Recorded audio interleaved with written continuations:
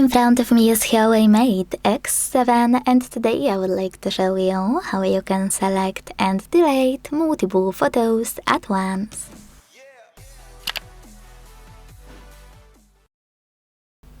First of all, you need to find the Gallery app and click on it. Now decide if you want to delete your photos from albums or photos section. Let's start with albums. Click on one of them. Hold one of your photos you wanna get rid of, and to select multiple, use this icon at the top right corner.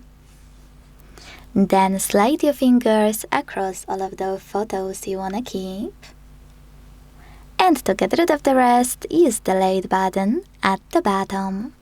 Then confirm your choice in the pop-up.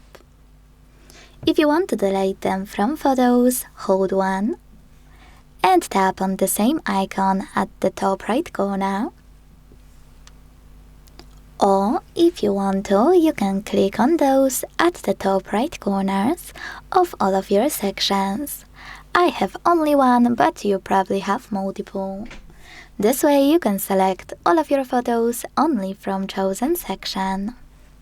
Slide your finger to keep those you want to, and delete the rest the same way as before.